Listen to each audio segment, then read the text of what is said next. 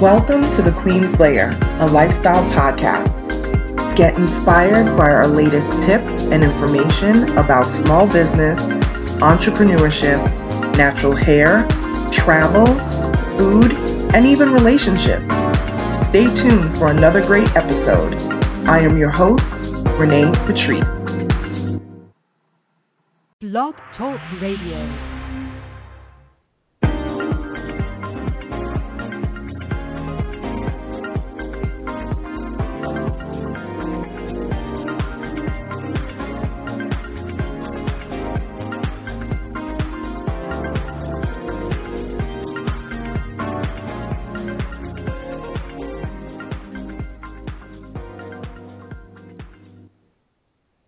Hey everyone, welcome back to the Queen's Lair podcast. I am your host, Renée Lowe. I am the CEO of OnyxQueen Media, a branding and event planning firm, and I am also the curator of Blackberry Naturals, which holds several events a year for the natural hair community, female entrepreneurs. Welcome, welcome, welcome. This is Season 9, Episode 5. This is why I drink tea, a Starbucks lesson. Okay, so let's jump right in.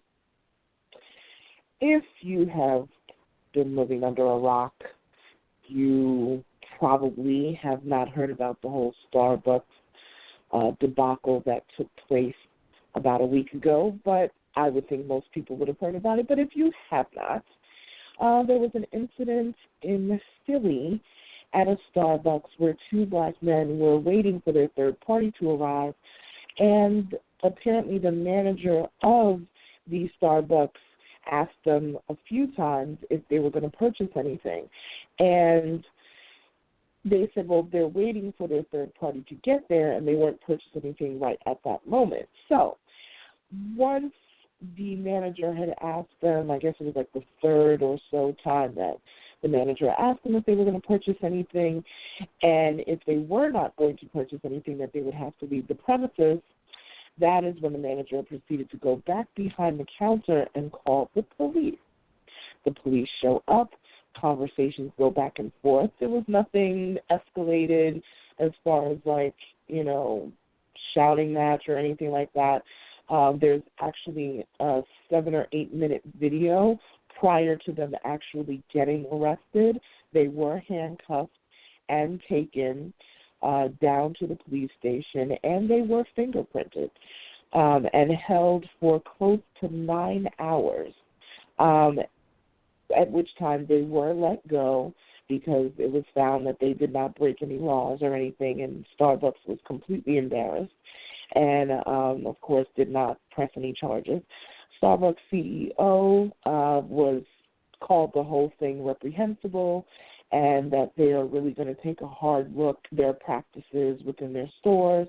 From what I understand, the manager that initially caused the ruckus in the first place no longer works at Starbucks. And I am not clear, or there hasn't been any clear reports of whether that person was fired. From what I have seen, it seems as though that manager decided to, resign from the job. I guess because just the heat on the situation, it just wasn't good. So they decided to take themselves out of the situation, from what I understand. Starbucks has also said that they are going to shut down all Starbucks stores sometime in May to have an all-day training, about, bias actions and things of that nature. Okay, so we gave the rundown. I gave my professional rundown. So now I'm just going to give you the real tea, because I don't really do coffee like that, but I definitely do tea. So here's the deal. I decided about 6, probably close to 7 months ago now, that I was not going to patron Starbucks anymore. And it's not because of anything that they personally did to me. I've had nothing but great experiences with Starbucks.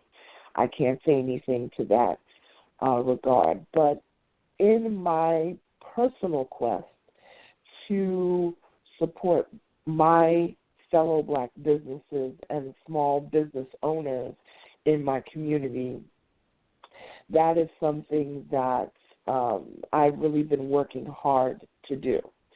And I realized that there were a lot of restaurants and Black-owned businesses in my community that I didn't even know about. But I have been a partner for the past year or so with tastebuds.net, and that's TASTEBUDDZ.net. And that is a listing of where you can find, it's a website where you can find listings of all different types of Black-owned businesses. As far as food is concerned. So that means Black chefs, it means food trucks, restaurants, coffee houses, and such, okay? And I have really been on my own personal quest to really make that a reality for me, because I just felt like I was not giving back enough to my own community. People know I volunteer and I do all these different things, but I really wanted to take it upon myself to really give back to my community in a personal way, outside of OnyxQueen Media, outside of Black Gray Naturals, just Renée Lowe, the woman. So I have not been to Starbucks. It's probably been close to 7 months, so much so that I got an email, I think last week, from Starbucks saying that I have points that are going to expire. So I know it really has been quite some time. So I am going to let those points expire. I'm not going to use those points. I'm not going to patron them any longer. And it's not just because of this one incident, because I had already had this going on in my mind already anyway, and I've gone to a couple of coffee houses and shops, for breakfast and, get a little breakfast sandwich and all of that are part of my community that happen to be Black-owned businesses. Actually, one of the businesses was Latino-owned, but I was really proud to be able to support their business, and they were both great businesses. So I say all that to say this. It shouldn't take a situation like this incident in Philly for us as a community to support each other, and not just Black people either. I'm talking about small businesses in general, the mom and pop store, even if you're not Black owned. I mean, I am a Black woman. Obviously, my business is 100% Black owned. This is, a Black owned. This is another extension of my business, this podcast, But it should not take incidences like that to happen for us to support our small business community. It really shouldn't. We're so busy trying to fit in with big brands. We're so busy just as people. But I have to speak especially to Black people, because I know a lot of these brands, they put their clothes on a lot of the celebrities and things because they know that we love to spend our money. And they know we love to spend our money very, in an unwise fashion. And, this right now, especially this being, April and it's tax time and all that sort of stuff, these big brands know that checks are coming. They know that you're waiting on your refunds to do all sorts of stuff. And instead of us taking our refunds and investing or pooling our refunds together to buy a building and renovate it and, have a multi, business space or whatever the case may be, we don't do that. We often turn around and buy the latest Yeezys and all this kind of stuff. But I'm like, listen, I'm not mad at you wanting to buy the latest Yeezys because, you know what I mean? Like, I'm not mad at you wanting to buy the latest Giuseppe's or whatever it is. I love nice things too. But I'll tell you one thing. You have to put into your own communities first. You know what I mean? You have to put into your own, and I'm talking about the small mom and pop shops. I'm not saying not to support Kanye. Kanye is a Black man out here in this business, but Kanye is a multi-millionaire. And you have to, what about those mom and pop shops that you keep, that great designer mom and pop boutique in your neighborhood where they are bootstrapping everything that they do? Spend your money with them first, and then you can go over and spend some money with Kanye. I'm not mad at you. I have no problem with that. But my point is we should be spending with our community first, the small business community. And I have to speak heavily on the Black-owned and especially women Black-owned because that's who I am. That's a part of what I do.